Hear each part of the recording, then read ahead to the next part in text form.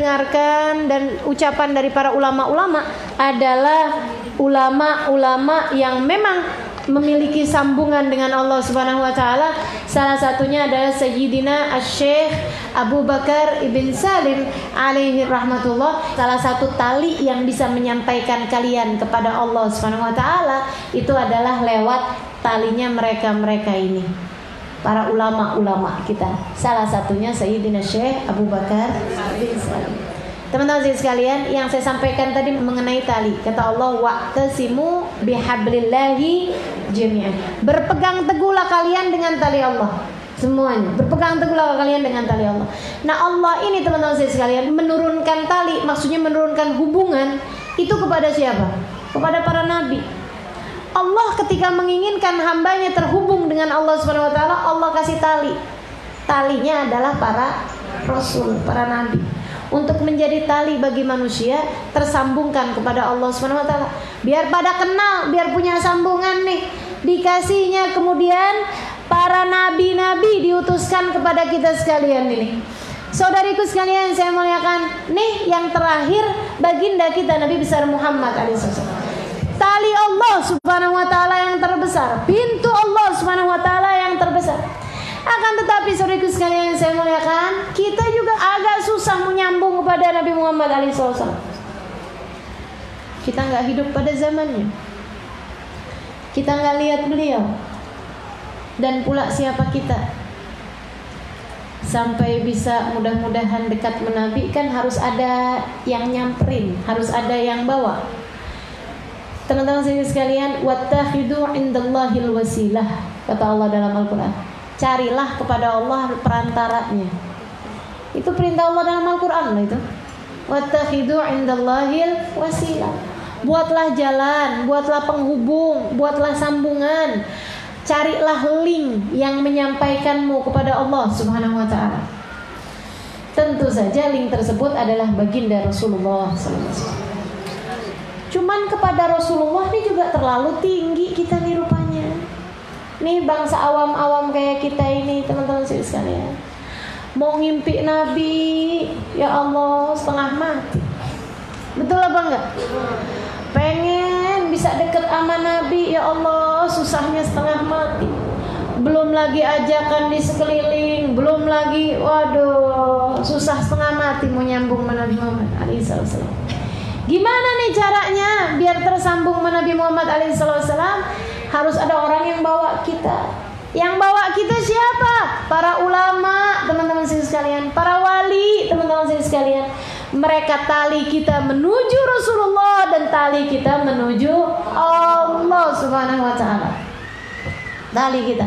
Kita mau masuk ke presiden aja harus ada prosedurnya. Jangan gitu, mau masuk ke gubernur aja harus ada orang yang kenal bawa kita. Kalau enggak siapa kita, kan gitu ya.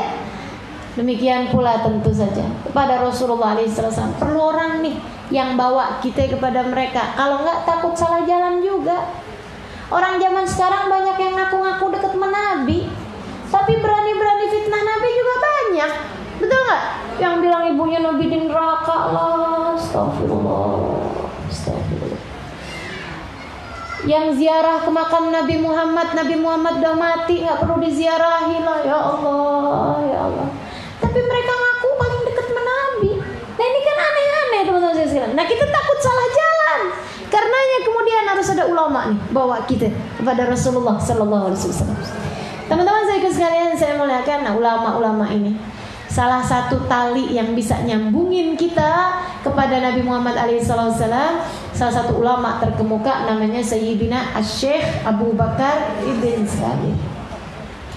Teman-teman sekalian, 3 hal yang saya mau ceritakan, mudah-mudahan bikin kita semakin ngerti siapa beliau.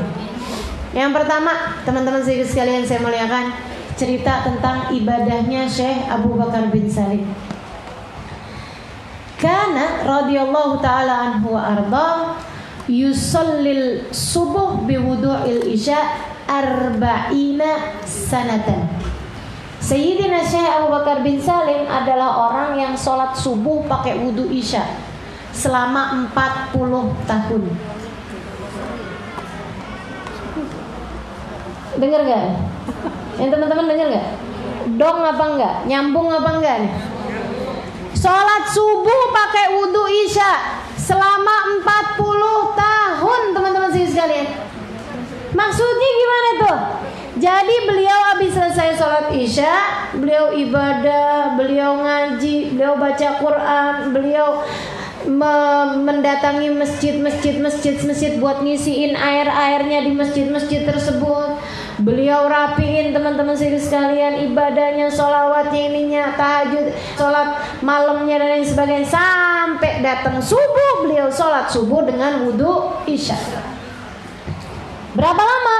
Bukan sekali dua kali, bukan tiap Jumat, selama 40 tahun masa hidup beliau sholat subuh pakai wudhu isya. Pernah nggak teman-teman? Sekali aja pernah nggak? Saya pernah. Gara-garanya ketiduran. Belum sholat isya udah tidur, gitu ya.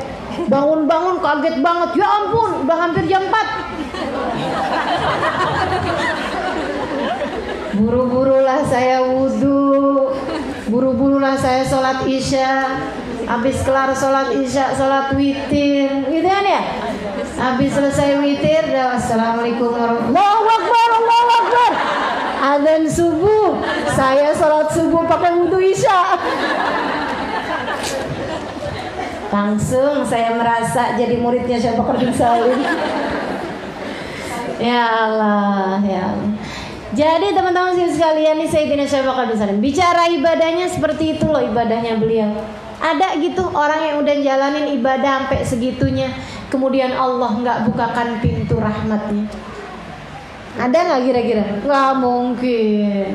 Pasti bakalan Allah Subhanahu Wa Taala bukakan pintu rahmatnya Allah lebar-lebar. Karena bahkan Allah di sepertiga malam yang terakhir selalu memanggil-manggil, mana di antara hambaku yang ingin mendekat, mana di antara hambaku yang akan bertaubat, mana di antara hambaku yang sedang punya hajat, aku akan beri apa yang kalian minta, kata Allah Subhanahu Wa Taala. Nah ini tiap ada panggilan-panggilan Syekh Bakar bin Salim angkat tangan mulu. Saya ya Allah, saya ya Allah, saya ya Allah. Dikasihnya paling banyak. Kita di saat panggilan tersebut lagi tidur. Kita lagi panggilan lagi ke kanan, lagi ke kiri, lagi guling, lagi ke bantal, lagi ngukurin tempat tidurmu. Jadinya waktunya dibagi-bagi kita kagak kebagi. Ini teman-teman sekalian, salah satu sambungan kita, ibadahnya kayak begitu. Ini satu cerita. Cerita yang kedua kita bicara akhlak deh ya. Karena para kekasih-kasih Allah ini memang akhlaknya juga pewaris para nabi. Jadi kalau Nabi Muhammad bilang al ulama warathatul anbiya, ulama adalah pewaris para nabi. Itu teman-teman sekalian bukan cuman mewarisi ilmu, akan tetapi mewarisi ibadah, mewarisi akhlak, mewarisi rahmat. Semuanya yang diwarisin sama mereka-mereka ini. Kalau bicara tentang akhlaknya, Masya Allah. Suatu ketika ada seorang perempuan datang dari kampung, pergi ke rumahnya Syekh Bakar bin Salim. Syekh Bakar bin Salim waktu itu sudah jadi munsib. Munsib itu ulama paling terkemuka, pemimpin sebuah kabilah gitu ya. Jadi itu tamu-tamu kalau datang ke Inat, beliau udah tinggal di Inat waktu itu. Kalau datang ke Inat ya jadi tamunya Syekh Bakar bin Salim. Di sana tuh teman-teman sekalian nggak ada hotel. Yang saya tahu Inat sampai sekarang belum ada hotel. Yang saya tahu juga Tarim sampai sekarang belum ada hotel. Sewun baru ada hotel. Nah itu mereka, kita kalau datang ke daerah tersebut nggak ada hotelnya kan, itu perginya kemana? Ke rumahnya munsib. Tamu siapa aja ya jadi tamunya munsib. Jadi yang namanya munsib ini teman-teman sekalian, jadi kayak kepala suku gitu ya. Itu tuh, jadi mereka itu rumahnya yang paling gede dan juga dapurnya yang paling besar. Orang juga kalau mau nyumbang, kalau mau apa ya ke munsib itu dah gitu. Jadi teman-teman sekalian, saya udah pernah sampai ke rumahnya Syekh Bakar bin Salim yang sampai sekarang masih juga ditempati sama keturunan-keturunan beliau yang juga jadi munsib. Ini teman-teman sekalian, Sayyidina Syekh Bakar bin Salim nih, rumahnya gede banget, halamannya juga gede karena halamannya biasa dipakai buat majelis. Kalau ada acara-acara besar ya caranya di situ di rumahnya Syekh Bakar bin Salim. Ada penjaganya di pintunya. Teman-teman sekalian saya muliakan, satu ketika ada seorang perempuan datang dari kampung. Dia datang ke rumahnya Syekh Bakar bin Salim. Sekali lagi ya saya sampaikan, di rumahnya Syekh Bakar bin Salim tuh tamu semua datangnya ke rumah beliau dari luar kota, dari mana-mana tempat. Kalau keinat dia datangnya ke Syekh Bu. Nah, Syekh Bakar bin Salim itu setiap hari di dapurnya masak sekitar 300 roti. 300 potong roti besar-besar itu loh. Itu masaknya 300-an sekitar. Jamu orang segitu banyaknya tiap harinya beliau. Seorang perempuan ini datang pas di jam qailulah. Jam qailulah tuh jam-jam 11-an siang gitu ya. Nah, ada waktu tidurnya Nabi Muhammad alaihissalam. Itu sunnah tidur jam-jam segitu tuh teman-teman saya sekalian. Bukan jam-jam sekarang ya. Jadi yang pada tidur-tidur bangun. Bukan jamnya tidur sekarang. Jadi jam tidur jam-jam 11 ke jam-jam 12. Walaupun saya secara pribadi sih jarang banget bisa ngerjain sunnah qailulah itu. Banyakannya jam segitu kan lagi ngajar tuh. Tahu di jalan. Lah ini nih ceritanya nih. Sayyidina Syekh Bakar bin Salim itu seperti yang tadi saya ceritakan, sholat subuh dengan wudu.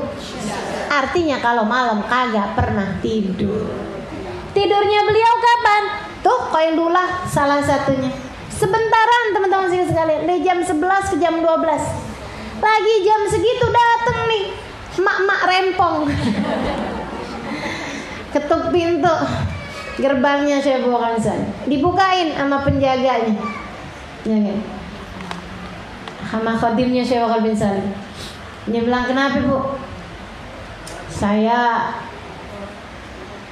mau ketemu dong sama Syekh, Bu." Syekh Bakar bin Salim. Katanya penjaganya, "Bu, ini waktu qailulahnya nih, Bu." Syekh Bakar bin Salim tuh tidurnya dikit. Lagian kalau sekarang saya minta Syekh Bu buat ketemu sama Ibu, ntar Syekh Bunya terganggu. Kan jam tidur beliau. Kesian lagian, Bu. Deh, Bu ya. Gak usah ya. Aduh, gimana dong. Pengen ketemu saya tuh. Saya tuh dari kampung. Saya tuh jalan kaki. Ya Allah. Terus, aduh Bu, jangan dong Bu. Ya udah Ibu ntar aja lagi kesini lagi Bu, kemana dulu gitu. Ntar kalau pas jam-jam yang memungkinkan Ibu. Aduh gimana ya, saya tuh udah bawa hadiah buat Syekh Bakar bin Salim. Apaan emang? Nih, boleh saya buka gak? Iya buka deh. Dibuka, roti separoh. Roti cuman separoh juga gitu. Dia bilang, "Ya Bu, jangan dong Bu. Jangan minta saya buat bangunin Syekh Bakar bin Salim.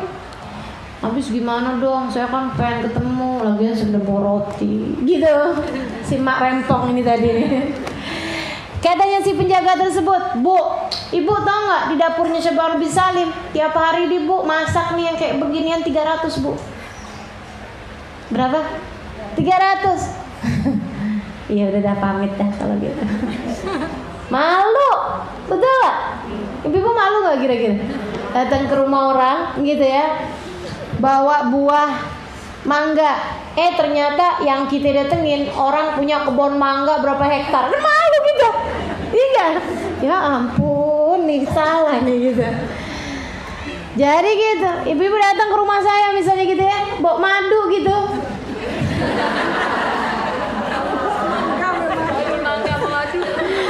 Iya, kan gak enak ya, gitu kan? Begitu dilihat depan gitu, itu apaan tuh Ustaz, ada drum-druman gitu, madu. Dari mana Ustaz? Dari Thailand. Ya, ampun salah nih. Saya sebenarnya bawa hadiah nih buat Ustaz, apaan? Madu Ustaz. Ya, kan gak enak ya. Nah ini teman-teman sekalian ya, kalau sama saya emang gak apa-apa, kasih aja Bu. Ini ceritanya nih si penjaganya nih gak enak karena dia nih disuruh bangunin Syekh Bakar bin Salim. Nah ibu ini mau ketemu sama Syekh Bakar bin Salim bawa roti, cuman separoh. Jadi diceritain, begitu kemudian diceritain, kasih tahu bahwa di dapurnya Syekh Bakar bin Salim masak 300 roti. Kan jadi ya gitulah itu ya, palah bahasanya. Jadi akhirnya dia kayak merasa minder gitu. Dia bilang, "Ya udah dah kalau gitu saya pamitan ya. Kirim salam aja Mas Syekh Bakar bin Salim. Saya namanya Halimah." Jadi gitu. Ibu-ibu sekalian, belum mandi jalan, keluar Syekh Bakar bin Salim dari rumahnya. Ini padahal percakapan di gerbang Jangankan dari dalam kamarnya Syekh Bakar bin Salim, dari depan rumah beliau aja nggak kedengeran. Gede banget rumahnya. Ini kayak saya di sini nih. Kalau misalnya saya ngomong nggak pakai mic, yang di gerbang sana rumah Bu Ida, kedengeran apa nggak? Nggak kedengeran, teman-teman saudara sekalian. Nah ini bayangkan, rumahnya nih halamannya lebih gede loh daripada itu, daripada saya ke situ. Saya udah pernah sampai, teman-teman saudara sekalian. Sering saya sampai ke sana. Jadi saya tahu persis gitu. Nggak mungkin kedengeran. Tiba-tiba aja Syekh Bakar bin Salim keluar dari rumah, keluar dari gerbangnya. Katanya Syekh Bakar bin Salim, ahlan wa sahlan wa marhaban, ahlan. Dia bilang, Masya Allah, ada tamu nih, saya punya tamu nih. Si perempuan itu matanya binar-binar, girang benar ketemu sama Syekh Bakar bin Salim. Masya Allah, jadi ibu datang ke sini nih, jadi tamu saya nih siang ini nih. Ya Allah, maafin saya Syekh. Saya tahu Syekh Bakar bin Salim lagi qailulah, katanya maafin saya ribut-ribut kali ya jadi kebangunin. Enggak apa-apa Bu, girang. Saya ibu mau datang ke sini, Masya Allah. Ibu dari mana Bu? Dari Jonggol.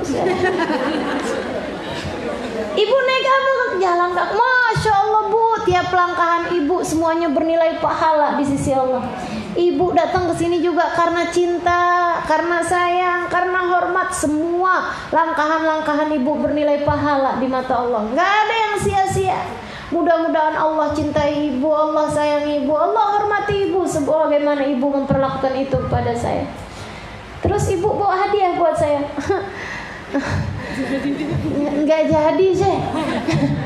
Ada yang bawa kan hadiahnya. Ini aja sih. Boleh saya terima hadiahnya? Silakan sih. Dibuka sama Syekh Bakar bin Salim, dicium. Masya Allah Bu, makasih banyak ya Bu ya. Ibu bikin sendiri nih. Iya saya bikin sendiri. Pakai tangan ibu. Masya Allah Bu, berkah nih. Jadi makan siang saya, jadi makan malam saya. Insya Allah. Makasih ibu bikinnya dengan tulus, dengan ikhlas. Ini bakalan jadi obat nih buat saya. Makasih banyak ya Bu ya. Makasih banyak. Kemudian Syekh Bakar bin Salim bilang sama khadimnya, coba tolong ambilin di dapur. Ada kentang, ada ini, bawa ke sini semuanya. Ada gandum, bawa ke sini. Dibawain hadiah-hadiah buat si perempuan itu. Girang, didoa-doain sama Syekh Bakar bin Salim. Masya Allah. Senengnya kayaknya dapat apaan nggak lebih seneng daripada ketika mendapatkan doa-doa indah, perlakuan Masya Allah dari seorang kekasih Allah SWT. Habis itu ibunya berangkat pulang. Udah dia pulang, ditungguin Masya Allah sampai udah nggak kelihatan lagi, baru masuk beliau. Adab teman-teman saya sekalian, akhlak teman-teman saya sekalian. Sampai akhirnya kemudian Syekh Bakar bin Salim bilang sama khadim, ente ngapain pakai segala cerita di dapurannya masak 300 roti? Dia bilang, maaf Syekh, maaf. Soalnya dia itu tadi ada bilang-bilang urusan saya suruh bangunin Syekh bawa setengah roti gitu kan, gak enak saya. Dia bilang, kamu ingat ya, man lam yashkur bil qalil lam yu'tihillahul katsir. Siapa yang gak bisa menghargai yang sedikit, Allah gak akan kasih kepadanya yang besar. Siapa yang gak menghargai yang kecil, Allah gak akan kasih kepadanya yang besar. Teman-teman sekalian, hargai nikmat-nikmat yang kecil, hargai yang sedikit-sedikit, Allah bakalan kasih yang besar-besar. Kan begitu ya? Termasuk juga teman-teman sekalian, ulama-ulama yang kecil dihargai, ustadzah-ustadzah yang kecil dihargai. Dengan itu kamu akan diperkenalkan kepada yang besar-besar. Kalau sama yang kecil-kecil nggak dihargai, ustadzah Halimah kecil. Jangan gitu teman-teman sekalian. Hargai yang kecil-kecil sehingga nanti dengannya engkau akan diberi nikmat yang besar-besar. Insya siapa yang gak berterima kasih kepada yang kecil, maka Allah gak akan berikan kepadanya yang besar. Siapa yang tidak menghargai nikmat-nikmat yang kecil, Allah gak akan beri kepadanya nikmat-nikmat yang besar-besar. Makanya kita bisa hadir majelis nikmat yang besar yang mesti kita syukuri teman-teman sekalian. Mudah-mudahan nanti dikasih lagi nikmat yang besar-besar lagi, bisa duduk-duduk bersama dengan para ulama-ulama, kan gitu ya. Nah itu, mudah-mudahan nanti di hari akhirat kita dikasih juga nikmat yang lebih besar daripada begini. Bisa duduk-duduk bersama Nabi Muhammad, ya, bisa duduk-duduk bersama Sayyidah Fatimah Zahra. Kan bagaimanapun kita duduk di dunianya dalam rangka bercerita tentang mereka. Begitu kan? Bercerita tentang orang-orang soleh solehah. Mudah-mudahan nanti di hari akhirat dikumpulin beneran kita sama mereka, insyaallah. Cerita yang terakhir teman-teman sekalian saya muliakan, tentang salah satu dari muridnya Syekh Bakar bin Salim yang ada di kota Mekah. Jadi Syekh Bakar bin Salim ini teman-teman sekalian punya murid tinggalnya di kota Mekah. Beliau udah berguru udah lama, kemudian pulang kembali ke Mekah mengajar di kota Mekah. Kayak misalnya saya berguru pada Bapak Nur, berguru pada Habib bin Hafid, udah pulang ke Jakarta, kayak gitu loh. Nah, jadi ceritanya nih beliau ada di sana di Mekah. Namanya murid, ada aja tuh pertanyaan-pertanyaan yang kadang-kadang kagak bisa dijawab, gitu kan ya. Cuman bedanya kalau zaman sekarang nih, saya kalau udah punya pertanyaan yang saya nggak bisa jawab, saya akan telepon, saya akan kirim WhatsApp kepada orang yang dekat dengan Habib Umar, bisa ditanyakan kepada beliau, atau saya akan telepon kepada Sayyidil Habib Zain bin Smith. Biasanya kalau urusannya fikih, saya akan tanya langsung kepada beliau masalah-masalah yang saya nggak ngerti untuk beliau kasih jawabannya. Teman-teman sekalian, nah zaman itu belum ada telepon, belum ada SMS ataupun WhatsApp. Apa yang beliau lakukan? Dicatat. Tiap ada pertanyaan yang nggak bisa beliau jawab, dicatat ya, sampai terkumpul mungkin 5-10 pertanyaan yang beliau memang belum bisa jawabnya, jadi di pending. Teman-teman sekalian saya muliakan, satu hari beliau ini lagi ada masalah sama istrinya. Namanya orang rumah tangga ada aja kan, gitu ya. Ini ceritanya lagi ada masalah sama istrinya marah sama dianya juga kesel sama istrinya. Sampai kemudian satu hari dia kemudian lagi marah-marahan sama istrinya tersebut. Dia pikir udah kabur aja dah ke tempatnya Syekh Bakar bin Salim. Udah, saya sekarang ini aja ngademin pikiran nih, saya pergi aja ke Syekh Bakar bin Salim.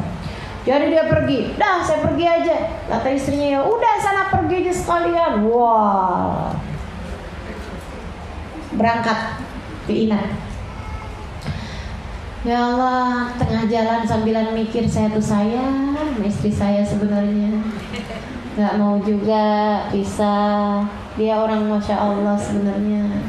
Cuman ya namanya hati perempuan nih kan ada aja ya.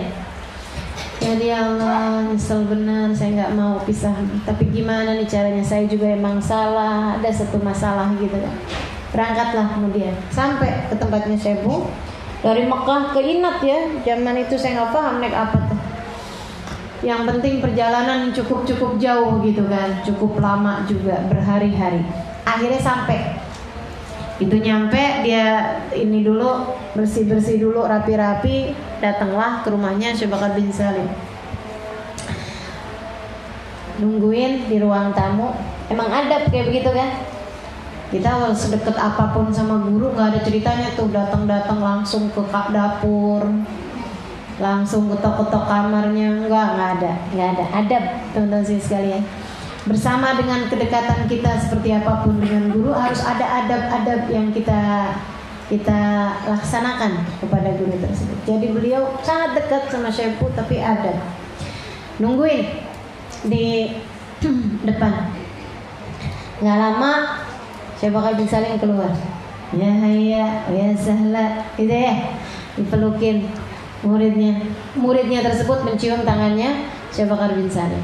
Itu memang ada adabnya itu ya, adab kita kepada guru juga untuk kita cium tangannya guru kita tersebut.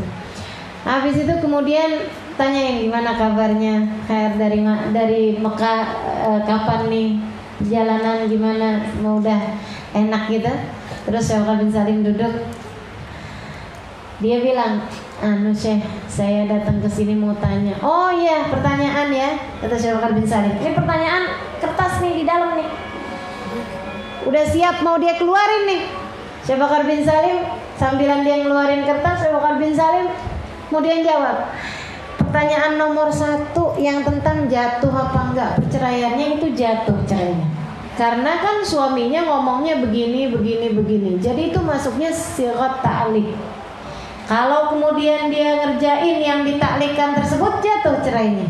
Jatuh tuh sigat ta'liknya. Gitu ya. Diterangin kayaknya yang orang itu kayak udah ceritain semua kronologisnya gitu. Padahal dia belum cerita apa-apa sama Syekh Bakar bin Salim. Itu rujukannya ada di kitab ini halaman sekian, coba kamu lihat di sana. Pertanyaan yang kedua tuh mengenai zakat. Itu dia zakatnya itu kenanya sama kayak zakatnya ternak. Karena dia termasuknya bagian dari ternak tuh. Dia kenanya sekian. Gitu, dikasih tahu semuanya. Itu rujukannya di kitab ini. Pertanyaan yang ketiga mengenai tafsirnya Al-Quran ayat ini. Itu kamu bisa rujuk pendapatnya Imam Baghawi di dalam kitab Sirah ini, tafsir Baghawi, pendapatnya semuanya diterangin terhadap maknanya ayat ini.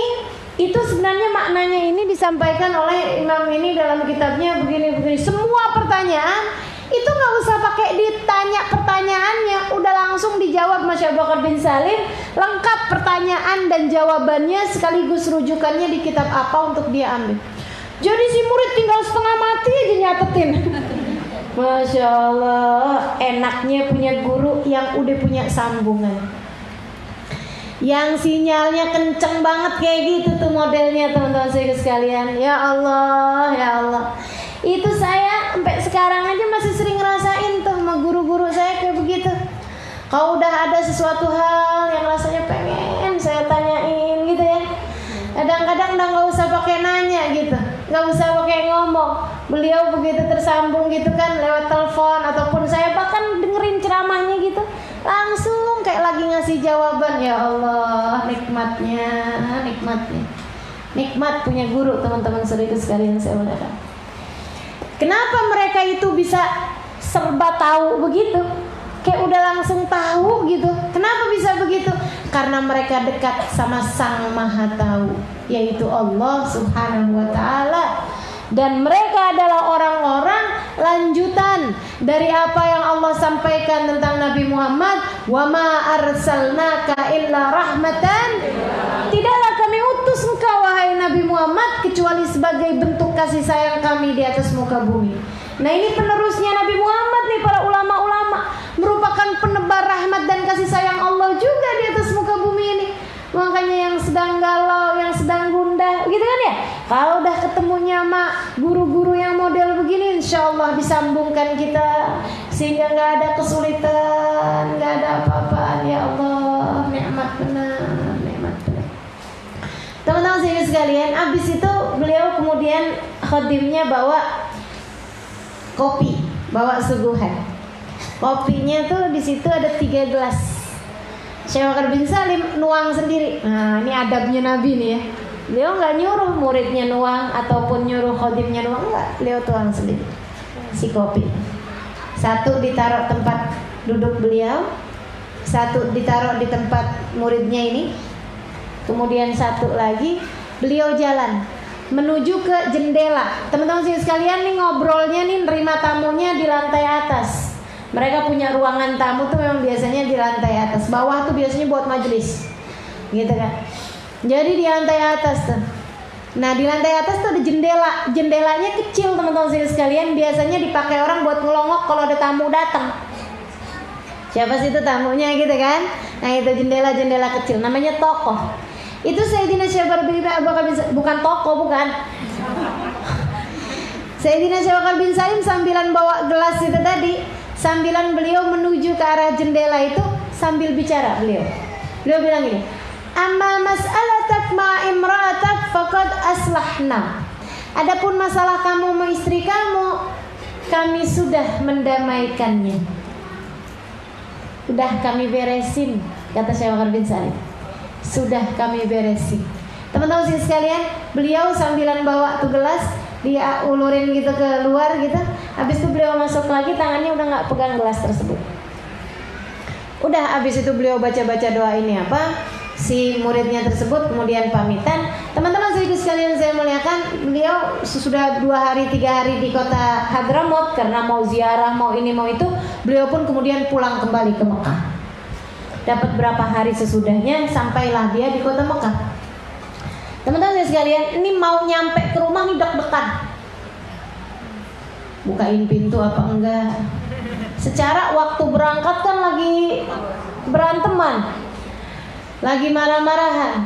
Ini kalaupun dia bukain pintu, begitu kan ya, apa yang akan diomongin, apa yang gimana cara dia bujukin istrinya. Saya udah pikir-pikir, saya minta maaf sama kamu, saya yang salah. Udah dipikirin nih sama dia nih, sepanjang jalan udah dipikirin. Serem-serem juga kalau nyampe depan rumah ada tulisan rumah ini dijual. Teman-teman sekalian, akhirnya dia ketuk pintu. Assalamualaikum warahmatullahi wabarakatuh. Ketuk pintu. Masih baru ketukan pertama, dia dengar suara langkah-langkahan kaki. Tambah deg-degan, ya Allah, istri saya. Gimana nih? Kemudian dibuka sama istrinya, teman-teman sekalian, dengan senyum lebar, dengan wajah yang berseri-seri, dengan dandanan rapi. Heran bener dia. Waalaikumsalam bang, sambil bukain pintu. Dia heran aja ngeliat istrinya gitu. Istrinya nunduk-nunduk gitu kan, senyum-senyum, malu campur kangen, campur. Ayo masuk.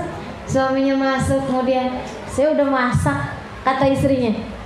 Saya udah masak, saya udah bikinin makanan-makanan kesukaan kamu. Yuk, lapar kan pasti. Makan dulu apa mau kemana dulu? Katanya mau saya mau kamar mandi gitu ya. Nama orang baru perjalanan jauh, ini pikirannya lain nih. Susah. Teman-teman saya sekalian, akhirnya kemudian nama istrinya, suaminya kemudian langsung ke meja makan. Mereka makan-makan gitu. Pas udahan selesai makan-makan, suaminya bilang, kok kayaknya kamu ada yang aneh deh. Ini makanan udah siap semuanya, malahan masih anget, masih panas gitu kan. Heran, istrinya udah rapi, udah cakep gitu, kok bisa gitu. Padahal kan zaman itu kan nggak bisa telepon. Saya kira-kira sampai jam sekian juga ya, nggak bisa kirim WhatsApp, nggak bisa kirim. Terus katanya suaminya, saya mau tanya nih sama kamu. Kata istrinya, iya saya juga bang, mau ngomong sama abang. Udah deg-degan apaan nih, jangan ini adalah pertemuan terakhir kita. Serem. Akhirnya kemudian kan katanya laki-laki kan gitu ya, kalau udah yang ada yang mau saya omongin sama kamu, itu udah langsung. Ini mau ngomong apa nih bininya nih. Serem. Kalimat-kalimat yang menyeramkan. Akhirnya duduklah gitu sama suaminya. Suaminya bilang, saya mau minta maaf sama kamu. Kata istrinya, sebaliknya justru sayalah yang mau minta maaf sama kamu. Saya selama ini gak jadi istri kamu yang benar. Maafin saya bang ya. Ya Allah, kasih saya kesempatan buat jadi istri kamu yang soleha. Saya tuh pengen. Dia sambil nangis-nangis gitu, diciumin tangan suaminya, maafin saya bang ya. Wah, bener-bener banget gitu. Suaminya heran, ya ampun, hidayah di mana ini ya. Kalau tahu kayak begini saya tinggalin dari dulu dia. Kan habis ditinggalin jadi kayak begitu. Akhirnya dia bilang, kalau boleh saya tahu kenapa kamu bisa kayak begini? Iya bang, ya Allah bang, saya bang yang abang pergi tuh hari apa? Ada tamu bang datang kemari bang. Orang tua sangat soleh banget. Saya dinasehat-nasehatin sama dia, ya Allah bener banget. Semua yang diomongin bener banget. Insya Allah tuh orang, ya Allah, mudah-mudahan Allah panjangin umurnya. Katanya gitu. Dia bilang, siapa? Saya gak kenal bang, namanya juga saya sampai gak sempet nanyain. Dia bilang, cuman dia datang ke sini, dia kasih nasihat, ini ya Allah, tuh kata-kata sampai meresap banget di hati saya. Dia bilang, saya sampai nangis-nangis sama dia, saya sampai bilang sama dia, doain saya. Terus abis gitu dia malah dia bilang bang sama saya waktu itu bilang, saya bilang iya, saya bener banget tuh, cuman masalahnya sekarang suami saya ini lagi pergi, saya nggak tahu dia balik lagi apa enggak. Ya kan suaminya pergi nggak tahu balik lagi apa enggak. Katanya orang tersebut balik, suami kamu akan kembali. Dia kasih tahu bang, lengkap ame jamnya sama menitnya hari ini.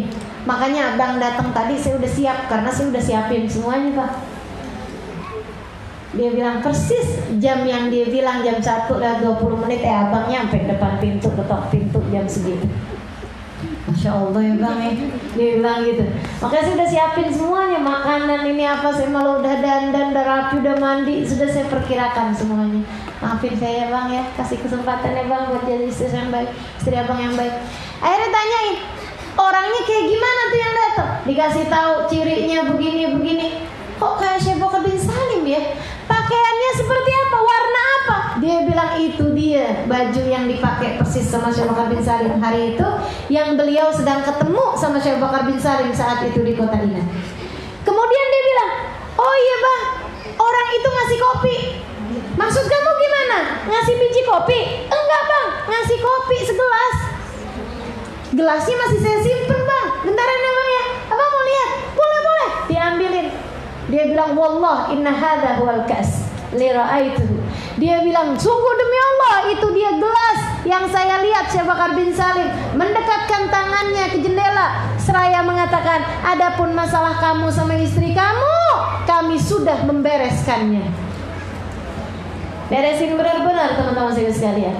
Wa ma arsalnaka illa rahmatan lil alamin. Tidaklah kami utus engkau wahai Nabi Muhammad kecuali sebagai bentuk kasih sayang kami ke atas muka bumi ini.